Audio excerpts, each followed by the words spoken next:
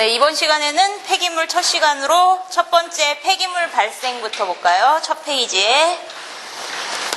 보충 프린트 같이 보고 하셔야 돼요. 왜냐면은 법이 좀 많이 바뀌어서 폐기물 같은 경우에는 그래서 그 법에 대한 내용을 우리 보충 프린트에서 2010년도에도 많이 바뀌었거든요, 법이. 그래서 보충 프린트로 반드시 같이 옆에다가 놓고 보도록 하세요. 그래서 보충 프린트는 7페이지로 돼 있을 거예요. 폐기물 보충 프린트. 먼저 첫 번째, 폐기물의 발생의 첫 번째 보실까요? 폐기물의 종류를 크게 두 가지로 나누면 첫 번째 생활 폐기물, 두 번째 사업장 폐기물 이렇게 나눌 수 있어요. 이때 사업장 폐기물은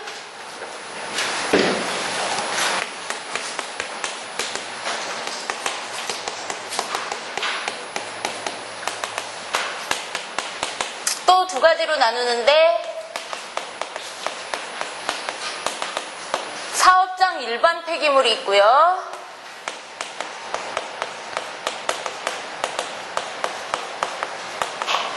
그 다음에 이제 독성이 강한 물질들 같은 경우에는 지정 폐기물로 또 지정을 해놓죠. 그래서 수질하고 대기는 특정 수질 유해 물질, 특정 대기 유해 물질 이런 게 있다면 폐기물은 특정 폐기물이라는 건 없습니다. 특정 폐기물이라는 것 대신에 지정 폐기물이라는 게 있어요. 그래서 특정 들어가는 것들은 굉장히 유해한 물질이거든요. 뭐 카드뮴이라든지 뭐 수은이라든지 그것처럼 폐기물 중에서도 사람한테 독성이 큰 폐기물을 지정 폐기물로 정해놓고 지금 이제 몇 가지로 이제 나눠놓고 있는데, 그러면 이게 일반 폐기물인지 지정 폐기물인지 나누는 방법이 우리 여기 앞에 내용에는 없고 페이지 86페이지에 있으니까 폐기물 페이지 86페이지를 먼저 펴보세요. 그래서 여기다 86페이지 참조라고 써놓으시고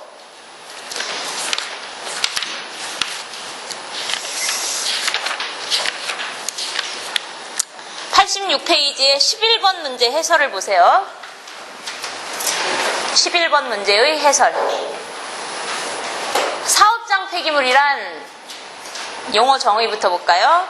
사업장 폐기물이란 대기환경보전법, 그 다음에 수질환경보전법, 수질환경보전법이 수생태계 보존을 위한 법률 뭐 이런 식으로 바뀌었는데 어차피 같은 말이니까 그냥 같이 할게요. 수질환경보전법, 그 다음에 소음진동규제법, 규정에 의해 여기다 네모 쳐놓으세요. 배출시설을 설치 운영하는 사업장, 여기 키포인트입니다. 그래서 이런 데에서 나오는 즉 배출시설, 이런 배출시설, 대기배출시설, 수질배출시설 이런 배출시설에서 나오는 운영하는 사업장에서 나오는 폐기물과 그리고 대통령령이 정하는 사업장에서 발생하는 폐기물, 거기도 네모. 그래서 크게 두 가지, 배출시설에서 나오는 폐기물 그리고 대통령령이 정하는 사업장에서 나오는 폐기물. 그러면 그 밑에 볼게요. 대통령령이 다음 중 대통령령이 정하는 사업장의 범위로 들어가지 않는 것은 폐기물 기사시험에 되게 잘 나오는데, 먼저 첫 번째 지정 폐기물을 배출하는 사업장, 아까 말한 지정 폐기물을 배출하는 사업장. 그 다음에 일일 평균 300kg, 300kg에 동그라미 쳐놓으세요. 하루에 300kg 이상 배출하는 사업장. 만약에 그러면 200kg을 배출하는 사업장은 어떻게 되죠? 200kg을 배출하는 사업장은 그러면은 사업장 폐기물이 아니고 생활 폐기물로 들어가겠지. 그러니까 그 기준이 300이에요.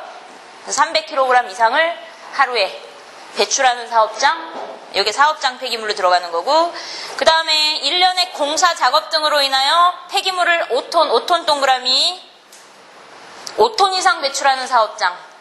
그래서 건설 작업 등으로 발생하는 것은 5톤. 그냥 폐기물로는 일일 300kg이 기준이라는 거. 그거를 같이 앞에다가 정리를 해 놓으셔야 돼요. 그러면은 바로 이 문제가 기사시험에는 잘 나오는 문제인데 11번 문제 한번 볼게요. 먼저 10번 문제부터 보면 현행 폐기물 분류로 틀린 것은, 폐기물에는 생활 폐기물, 사업장 폐기물에 있고 그 안에 지정 폐기물이라는 게 들어있으니까 특정 폐기물은 없다 그랬습니다. 대기 수질 쪽에만 있다고. 그 다음에 11번 사업장 폐기물을 배출하는 사업장으로 분류할 수 없는 것은, 지정 폐기물을 배출하는 사업장, 일일 300kg 이상 배출하는 사업장. 답번이 틀렸죠. 공사, 작업 등으로 인하여는 1회 5톤 이상 배출하는 사업장이라고, 1톤 아니라 5톤.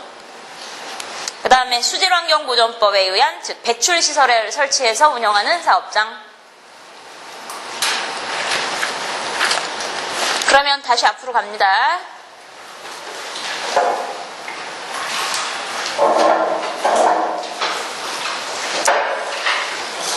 그러면은 지금 생활 폐기물 같은 경우에는 우리 환경백서라고 해서 환경부 시험 보실 분들은 반드시 봐야 되는 필독서거든요. 역시 2011년 환경부 시험 문제 봐보신 분은 알겠지만 환경백서에서 엄청 많이 나옵니다. 한 50% 이상은 환경백서 쪽에서 문제가 나오거든요. 그럼 생활 폐기물하고 사업장 폐기물하고의 추세를 보면 생활 폐기물은 지금 감소 추세에 있어요. 근데 사업장 폐기물은 증가 추세에 있습니다.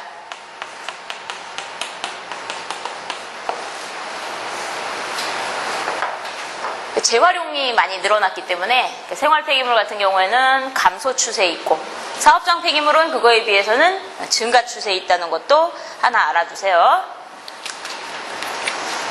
그런 다음에 그래프 하나를 그리셔야 되는데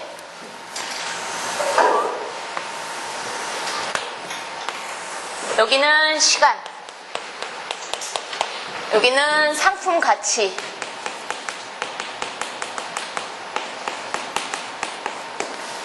여기는 0, 플러스, 마이너스. 예를 들면은 우리가 자동차를 하나 샀어요. 그러니까 돈을 많이 벌어서 적금을 타가지고 모닝이라는 자동차를 하나 샀다고 칠까요? 그러면 맨 처음에 자동차 딱 탈 때는 모닝을 샀어도 그랜저 산 것처럼 막 기대에 부풀죠. 그러니까 맨 처음에는 자기가 상품 가치가 이만큼 있다고 생각하지. 근데 딴 사람들 보기에는 에이 저 소형차다 그래가지고 요만큼일 수도 있지만 내 가치관은 이만큼입니다. 상품 가치가. 그러다가 이제 점점 한 1년, 2년, 3년, 4년 지나고 나서는 괜히 이게 싫어지는 거예요. 그럼 요 시점에서 버리겠죠? 상품 가치가 자기가 0이라고 생각하는 시점에서 버릴 겁니다. 그러면 그거 버리면 그게 폐기물로 발생됩니까? 그건 아니죠. 왜냐하면 자기가 버려도 그걸 중고차 시장으로 팔면 중고차 사는 사람들이 또 탈 거 아니에요. 중국으로 팔면 또 그걸 또 중국 사람들이 또 탈 거고. 그래서 나는 상품 가치가 0이라고 하더라도 이거는 다시 재활용할 수 있어요. 요거는 이제 주관적 관점이고, 주관적 관점. 객관적 관점은 상품 가치가 여기죠, 여기. 그러다가 점점점 얘는 좀 완만합니다. 요거는 이제 객관적 시장 가치.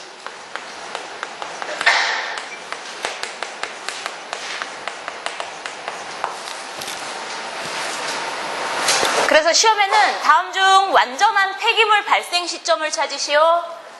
1번 A, 2번 B, 3번 C, 4번 D, 5번 E 이렇게 해가지고 시험에 나올 거예요. 그러면은 완전한 폐기물 발생 시점을 찾으시오. 그러면 상품 가치가 0일 때가 폐기물이 발생을 하는데 여기는 아니라 그랬습니다. 여기에서 자기가 0으로 이거 주관적 관점에 상품 가치가 없다 하더라도 다른 사람들이 중고차를 사서 쓸 수 있듯이 그래서 여기죠, 여기. 여기서 이제 더 이상 사용할 수 없는 거예요. 폐차시키는 수밖에 없어요. 그래서 이 2가 완전한 폐기물 발생 시점이라고 하셔야 돼.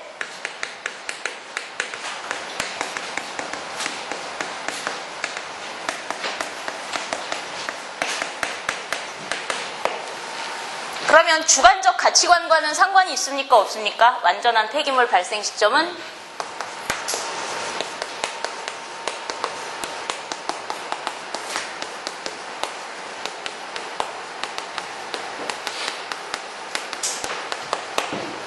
주관적 가치관과는 전혀 관계없어요.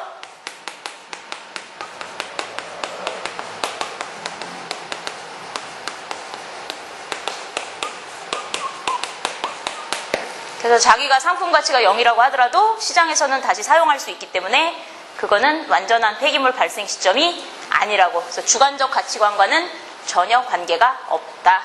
그래서 기사 시험에 많이 나오는 문제니까 꼭 알아두시고,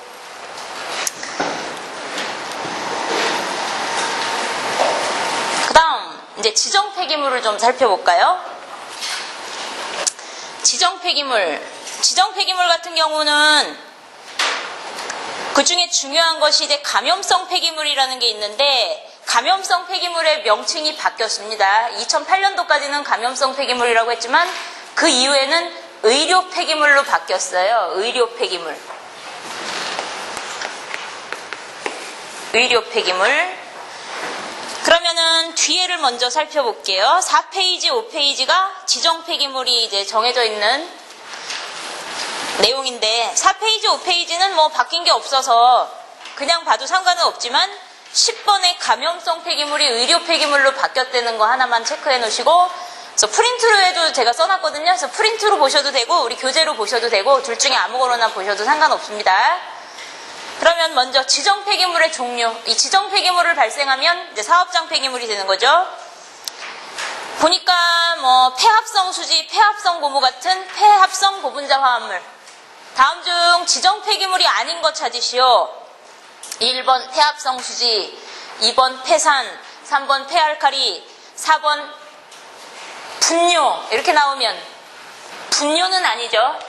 그래서 지정 폐기물이 아닌 것 찾으시오 해가지고 기사 시험이나 뭐 기능사 시험에는 분뇨 이렇게 해서 많이 나오니까 요거는 지정 폐기물이 아니에요. 그 다음에 온이류 한번 볼까요? 온이. 온이는 이제 폐수 처리 온이와 공정 온이. 온이는 뭐 위에 둥둥 떠서 딱딱하게 굳은 거를 아마 수질에서 온이라고 배우셨을 텐데, 그래서 온이는 어떤 것이 온이인지 체크하셔야 됩니다. 아무거나 다 온이가 아니라 거기 체크하세요. 수분 함량이 95% 미만. 우리 대기 시간에 먼저 배웠죠? 폐기물을 두 가지로 분류하시오. 그러면 뭐하고로 분류하죠? 폐기물을 두 가지로 분류하시오. 그러면 TS, 토탈 솔리드에서 고형물하고 그 다음에 수분 이렇게 분류하는 것을 폐기물의 이성분이라고 합니다. 그래서 우리 2성분, 3성분, 4성분 원소 분석에 대해서는 대기 시간 했는데 바로 뒤에 또 나올 거예요. 예를 들어서 수분이 95% 미만이다. 그러면 고형물이 몇 프로라는 얘기예요? 5% 이상이라는 말과 같은 말이죠. 둘이 합치면 100%니까. 그래서 수분 함량이 95% 미만이라는 말은 그 밑에 고형물 함량이 5% 이상이라는 말과 같은 말이에요. 그러니까 같은 말을 두 번 써놓은 거예요. 그래서 고형물 함량이 5% 이상, 다른 말로는 수분 함량이 95% 미만 인 물질을 온이라고 해요. 그래서 그 온이가 바로 우리 지정 폐기물로 들어있습니다. 그 다음에 농약, 폐농약 이런 것도 지정 폐기물이고, 그 다음에 제일 잘 나오는 거는 폐산, 폐알칼리죠. 여기다 별표 쳐놓으셔야 돼요. 우리 산성 그러면 7보다 작은 게 산성이고 pH 7 미만.